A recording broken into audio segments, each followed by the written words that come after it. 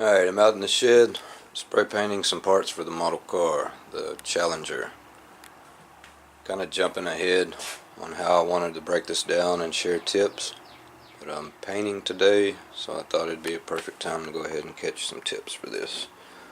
I've already sprayed my yellow. I really did not want to film while I sprayed colors. Really, I didn't want to film while spraying anything. I'm getting overspray on my camera.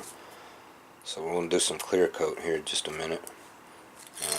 I'll show you what I have so far.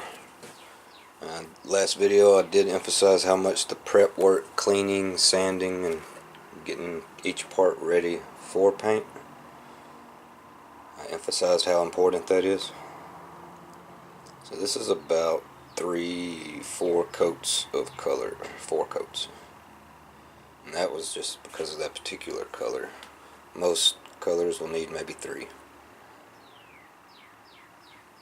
Of course, with your rattle cans, you got to give them a real good shape. This one's almost empty. I did buy 2, so I have a whole can for the body itself. I've almost finished all the odd and end parts with 1 can. 1 can should be enough for the body now. That being said, I want full cans when I'm trying to get the best finish. Meaning, I've noticed anytime a can gets halfway and below, it starts spraying not as even. It's a little sputtery. So I like to use fresh cans, especially for the clear coat, especially for the last clear coat. I use a brand new fresh can. I guess the air pressure in them is greater when there's more paint. So when it gets halfway down, it's less pressure in the can. Is all I can think of. But usually you get pressure by shaking them too, along with mixing them up. A good tip here. Let me go over the patterns and then I'll share what that was for. It's kind of obvious.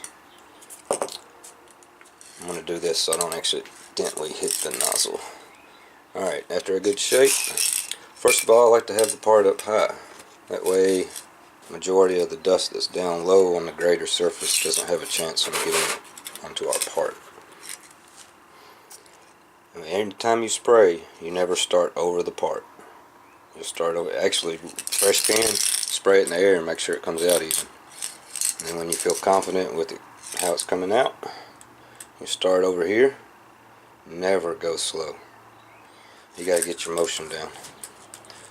So it's a start here, across, let off at the end. It's a little rocking motion. Of course you want to go in straight lines. That's what it is, a little faster. First coat's going to be real light, so it's a little quicker. You may slow down as you get to the last coat. So I'll do a cross pattern. I'll go 2 or 3 times this way, 2 or 3 times that way, this way, and then the 4th side. Concentrating on how I'm spraying the whole time, not necessarily looking at the part for a nice finish, because you're not going to get a nice finish on the first coat. So if that's what you have your eyes focused on, trying to get, oh, how's that coming out, it's not going to look that great on the first coat. You want to get it real light. That's your tack coat. So after a light coat, maybe 5 or 10 minutes on this lacquer paint, different paints will vary, starts getting tacky and almost dry. That's probably the perfect time to do your second coat, slightly heavier, and so on.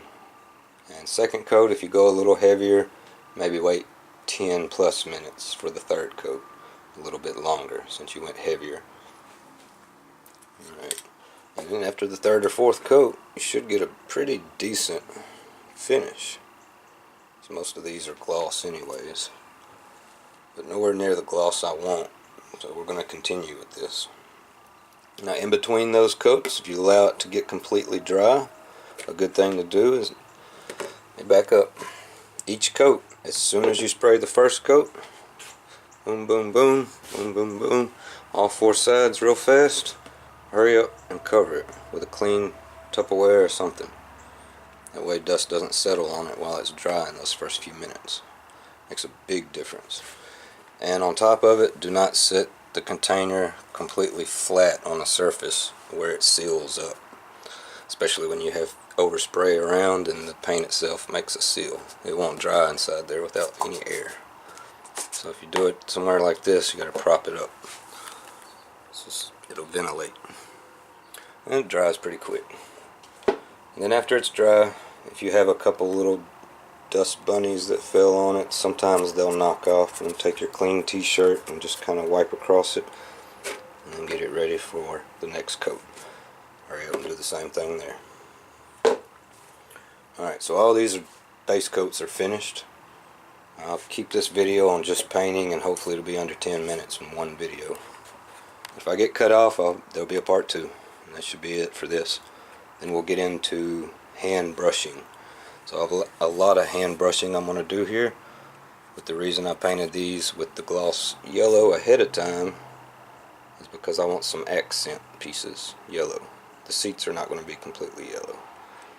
Actually, either just this hard plastic piece on the back or even the border around it, and that's all. I painted all that just for that. Same thing here, the bezel around the gauges is probably all I'm going to leave yellow, and the rest will be hand brushed with gray and black trim. Alright, I'm going to switch hands, hold the camera, and hopefully we can catch a clear coat here. I'm going to do one quick coat and cover it up and call it a day. I guess I'll walk us in and show what we're going to do next. Let's see if I forgot any tips. When you get done spraying your paint and you're going to put it up for storage, they always tell you to spray them upside down for a second and clear out the nozzle. Sometimes I do, sometimes I don't. Alright, I shook this up good before camera. I didn't want to do too much of that on the camera. Alright, like I said before, we're gonna... Okay, it's coming out good. This is the first coat of clear. And we're moving. I could have taped this down.